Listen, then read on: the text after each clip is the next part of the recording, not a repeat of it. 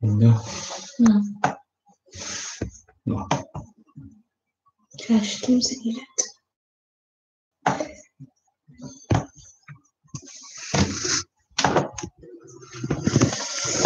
Boa noite. Não vale a pena deitar o microfone ao chão. Então, estamos ou não? Já estamos online.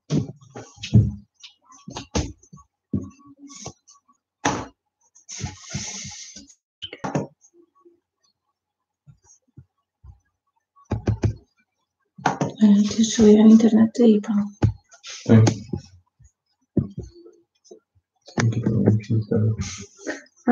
Já está a dar.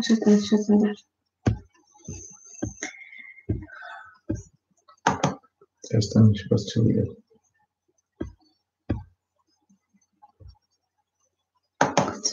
Desaparecido. Então, está, não está? Estão-te a ver? Põe Sim, vídeo. tenho só que partilhar aqui. Põe no Insta.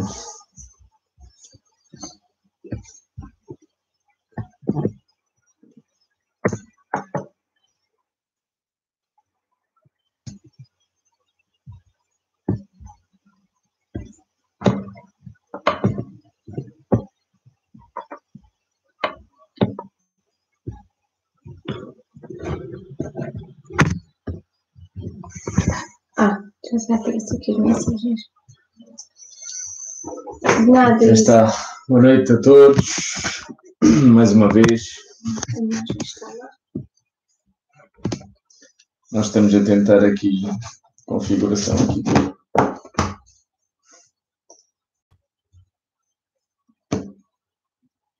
Então, Pronto, acho que está tudo. vamos só aguardar mais um pouco. Dar-nos tempo para entrar. Pedimos desculpa desde já por este atraso na hora, mas esta hora com os miúdos é um pouco complicado, porque é a hora sempre que temos que lhes dar de jantar, sossegá-los um bocadinho, ver se conseguir.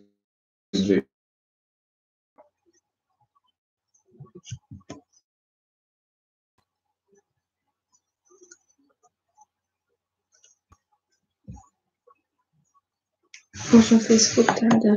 Pronto, já voltou. Pronto, pedimos desculpa aqui pelos cortes, mas está. Então, ainda aproveitando aqui o desfecho aqui da Páscoa e falando também ainda dos profetas e alguma relutância em crer em todos aqueles do Evangelho segundo o Espiritismo. E vamos falar um bocadinho sobre isto para perceber então quem são os falsos cristos, falsos profetas que sempre nos alertaram que havia e que sempre haveriam de haver para nós estarmos e conhecermos quem são, identificá-los facilmente. E como é que nós os podemos identificar? Se nós nos esclarecermos, se nós conhecemos de que forma é que se apresentam, nós podemos precaver para essa finalidade. Ora, eu vou-vos ler aqui... Não estou. Não fizeste peço desculpa. Sim, tem razão. Ela já está à frente.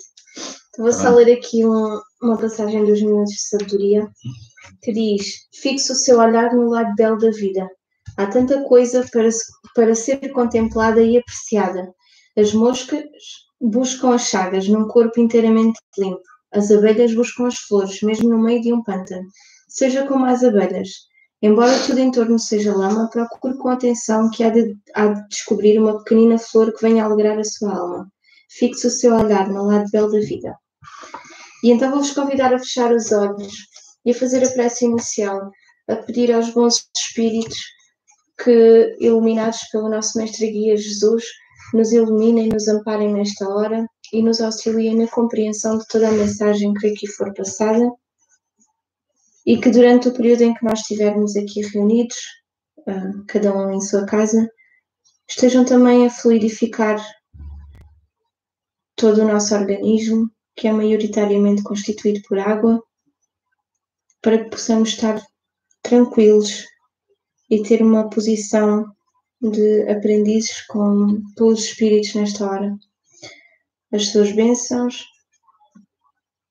e pedir-lhes que nos acompanhem, que assim seja. Um bocadinho mais, não. Bom, então, se ainda não foram buscar, aproveitem para irem num instantinho, colocarem um copinho de água ou garrafa de água, como queiram fluidificar. A Lisandra costuma... Oh, e vêm eles. A Lisandra costuma dizer o tempo.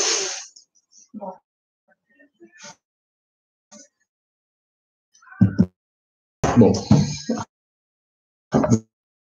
vou-vos ler então aqui a primeira.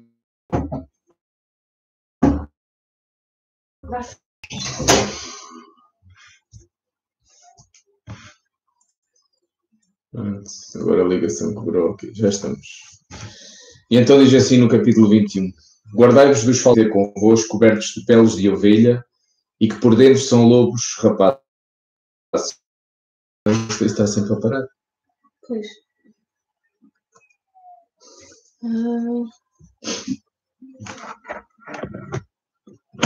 Sim, estamos no Facebook, no YouTube. Estamos no YouTube e no Facebook, para quem está a perguntar. Talvez a transmissão, como eu estou a usar os dados móveis do telemóvel, fique um bocadinho melhor que esta.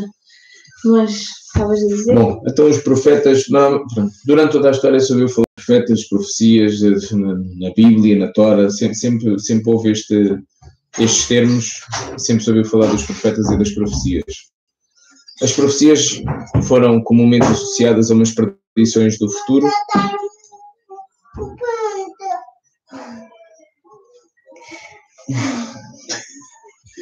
Associadas a predições do futuro, sendo que a palavra profecia ficou muito inerte a esta categoria. Os profetas, por sua vez, seriam então alguém, como a profecia ficou com este termo, alguém que previria o futuro, sendo que Kardec nos traz uma outra definição, dizendo-nos que... Onde é que está? Bom, Kardec explica-nos que os profetas não são só as pessoas que conseguem predizer o futuro. Quebrei.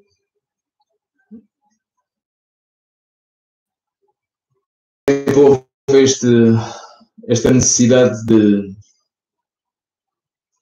Desculpem, mas isto está sempre a ir abaixo. Sempre houve esta necessidade de uma orientação vinda do alto para que Israel conseguisse prosseguir o seu caminho, tendo acesso a esta informação vinda de... Esta ligação não está nada.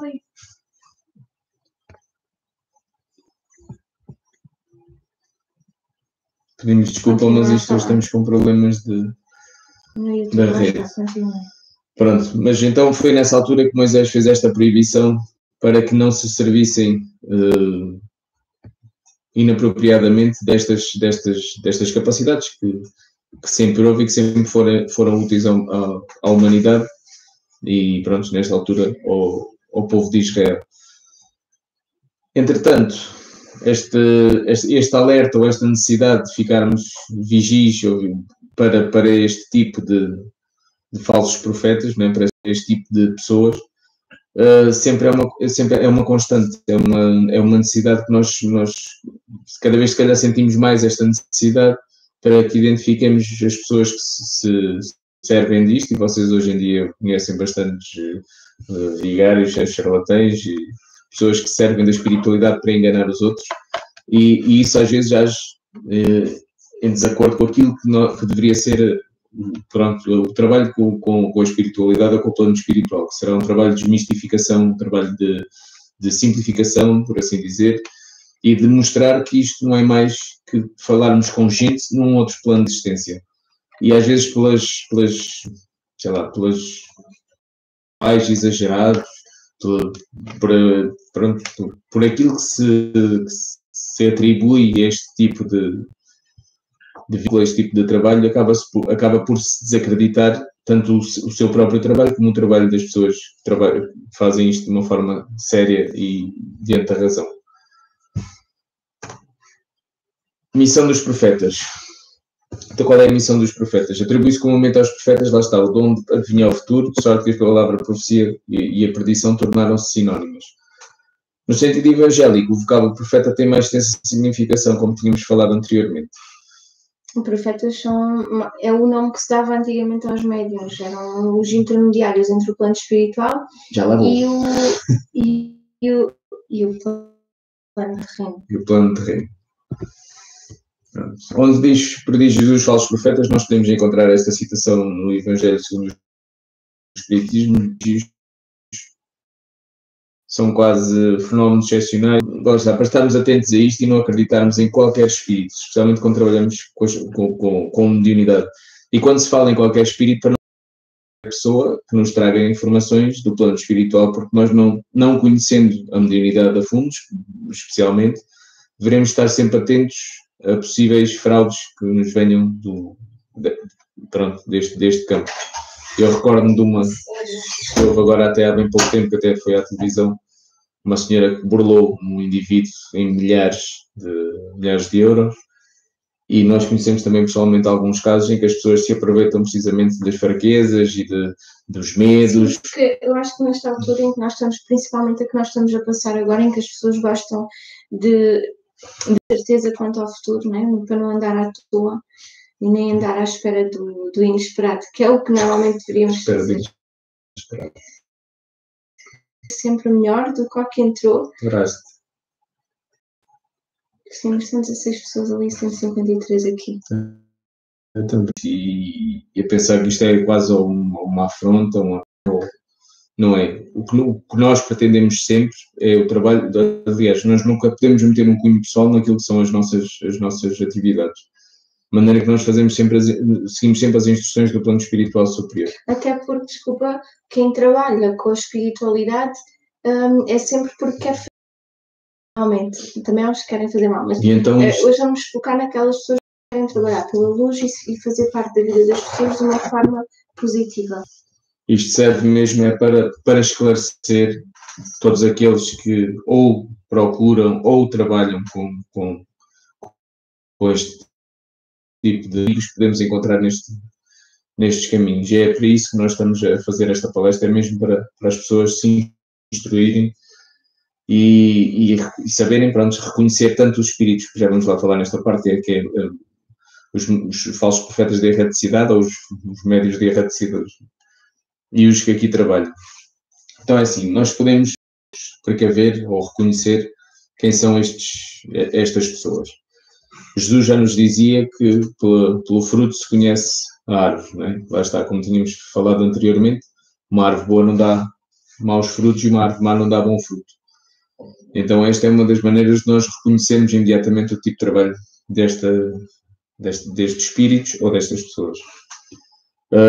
A forma como eles comunicam é uma outra. Nós não devemos acreditar em qualquer pessoa que nos diz algo que nos faz sentido sem colocar à prova. E já Kardec, quando fez as obras da codificação, foi assim que ele codificou a doutrina. Porquê? Porque muitas das vezes os espíritos apresentam-se, dão-nos mensagens corriqueiras que fazem alusão à vossa vida diária e vocês, nós, todos, caímos ali no fascínio e ficamos, perplexos porque disse 3, 4 coisas que realmente nos fazem sentido. Quando for assim, coloquem sempre à prova o espírito que se apresenta. Peçam validação para dizer quem é, de onde vem, podem fazer várias perguntas para que vocês obtenham a resposta certa para que o espírito comunicante se identifique realmente para vos dar estas validações, porque o médium sério, quando trabalha, dá-vos sempre validações sobre os espíritos que se apresentam. Outra das formas é o tipo de informação que vem. Se vierem com informações de receitas milagrosas, de rituais estranhos, ponham em causa, porque um espírito sério ou um espírito que se comunica de forma séria não vos vai fazer este tipo de sugestão. Então, queria explicar uma coisa. O tipo de trabalho que eu faço, que a maioria poderá conhecer como sendo o contacto com quem já desencarnou, segue aqui um protocolo, porque muitas vezes eu estou a fazer a leitura mediúnica e a contatar o plano espiritual e aparecem pessoas que sabem tudo da vida da pessoa e que não são nada à pessoa, não é? Que eles lá têm acesso a tudo. Isto vai muito da condição em que a pessoa se encontra. E o Paulo estava aqui a falar, e bem, que quem aparece com receitas milagrosas, com rituais e a dizer faça assim, faça assado, normalmente estas pessoas estão a ser, o médium está a ser obsidiado e não sabe, ou seja, está a contactar um espírito que não tem nada a ver com a pessoa, a não ser que já tem dívidas kármicas e que nesta vida queira prejudicá-la, e para o médium está tudo bem, está a fazer tudo do melhor e está a fazer as coisas pela luz, não é a luz que lá está. E o que eu gostava de explicar é que, então, nós temos uma fase para contato com o plano espiritual, primeiramente pedir provas de que é o espírito que lá está. E vocês já viram. E, e depois vocês precisam saber.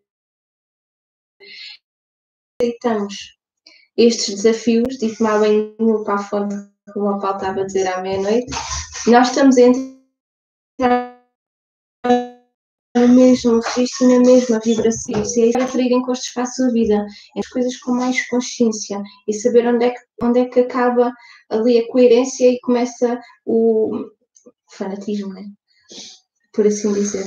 Bom, mas não há só falsos profetas entre os encarnados. Há uns em muito maior número entre os desencarnados. E é sobre isso que vamos agora falar um bocadinho sobre os falsos profetas da erraticidade. Bom, em primeiro lugar, a erraticidade é um termo que foi decifrado por Kardec para designar os espíritos que desencarnam, mas que não vão ainda para um local específico. Ou seja, ficam ali, não é no umbral, atenção, não são espíritos de um nível inferior, são espíritos que não vão para um outro lugar. O erraticidade vem de erro, sim, mas não quer dizer que os espíritos se localizem num plano inferior. Por todos os espíritos, exceto os espíritos puros, que são os mais evoluídos, podem se encontrar em erraticidade. Bom, então Kardec diz-nos então que os espíritos existem então em maior número aqui. E aqui é que é preciso ter muito cuidado. Tem a sua crença, a sua ideologia.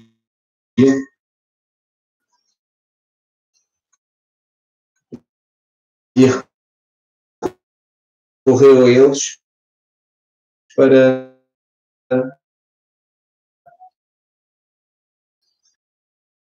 são para descartar. Não, há uns que nos trazem muita informação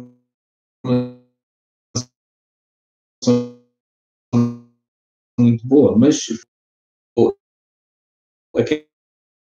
aquela mensagem como um espírito protetor. Ora, eu acho que graça seria uma mensagem individual para uma pessoa e essa pessoa, sem fundamentação, passar essa mensagem como queria. Não, quando isto acontece, temos de ter muita atenção ao espírito comunicante. E isto já Chico Xavier. Sim. E nós conhecemos na atualidade. Não? Portanto, apoderam-se delas e quando não conseguem fazer prevalecer as suas ideias porque alguém os confronta, eles acabam por isolar essas pessoas. Ou seja, levam essas pessoas a isolarem-se para tentar impor estas crenças, estas ideologias, para que ninguém mais as conteste. E acabam por ser estes médios que acabam por fomentar e semear a desunião nos grupos, a tentar vai lá, acaba por ficar chateada com mundos e fundos. O médium pode achar que está a dizer. É assim. Contigo e vi-te aqui, se calhar precisas de fazer um bem deste. Né? Né? Às vezes, pronto, sim, mas quando se cobra tanto dinheiro por estas coisas é preciso ter muito cuidado. Mas tenham muito cuidado com ali que é tudo de verdade primeiro. Nenhum ataque. Às vezes as pessoas podem sentir afrontadas com isto, mas isto é um alerta para que as pessoas, relativamente a este ponto, eles até falam aqui no capítulo 13 da parte da obsessão, mas o livro dos médiuns é um manual básico, falam aqui no capítulo 13 da parte da obsessão, mas o livro dos médiuns é um manual básico para todos aqueles, tanto dos médiuns, né, como das pessoas que procuram médiuns, como até dos espíritos que acompanham os médiuns que fazem este trabalho, porque até eles próprios necessitam de esclarecimento. E nós, ao estarmos a enriquecer a nossa bagagem, porque a nossa bagagem são médiuns, como até dos espíritos que acompanham os médiuns que fazem este trabalho, porque até eles próprios necessitam de esclarecimento. E nós, ao estarmos a enriquecer a nossa bagagem, porque a nossa bagagem, ou seja, quando há uma comunicação mediúnica, não é somente o espírito que se comunica, né? Segundo nos passa, Kardec diz-nos que há sempre uma parte na manifestação do espírito. Então convém-nos a nós enriquecer para que os espíritos, quando nos utilizem como seus medianeiros, né, tenham um conteúdo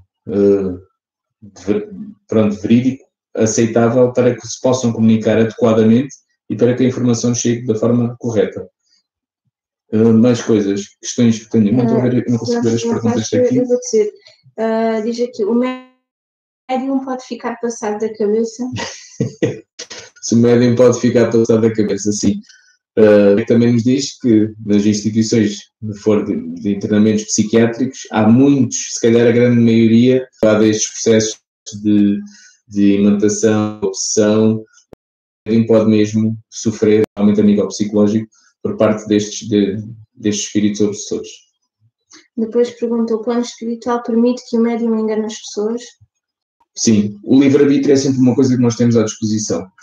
Então é assim, o plano é como os nossos pais, né? Nós saímos de casa, os nossos pais advertem-nos para determinado tipo de gente. Olha, filho, vais para ali, tem cuidado, porque eles são assim, se tiverem este aspecto são passados, mas depois cá os nossos amigos.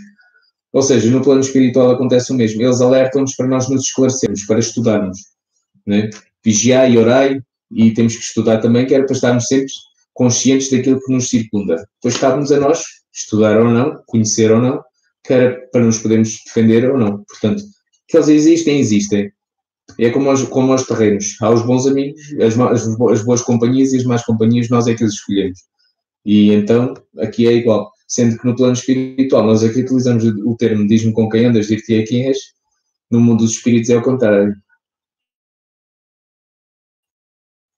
Pergunta aqui sobre se o ego de um médium pode interferir na mensagem. Pronto, e aqui liga-se um bocadinho àquilo que o Paulo acabou de dizer. Consoante o pensamento do médium, assim sai a mensagem, porque os espíritos comunicam muito de forma telepática. E se a pessoa não tiver, por exemplo, dou-vos o exemplo aqui desta situação. Eu, na minha vida, nunca tinha passado por uma pandemia antes.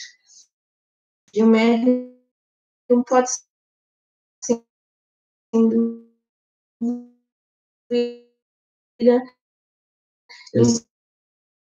a pessoa. É assim, lá está, a mediunidade não é um dom, atenção. A mediunidade são capacidades que todos nós possuímos. Todos nós somos um espírito encarnado, então como espírito temos a capacidade de perceber a nossa realidade, porque não há diferenciação na realidade. Agora estou no mundo físico e depois vou para o mundo espiritual. Não. Este mundo, apesar de físico, continua a ter a sua parte espiritual, porque nós também somos um espírito, não deixamos o espírito no plano espiritual e vimos para um mundo físico só viver no corpo físico. Não, o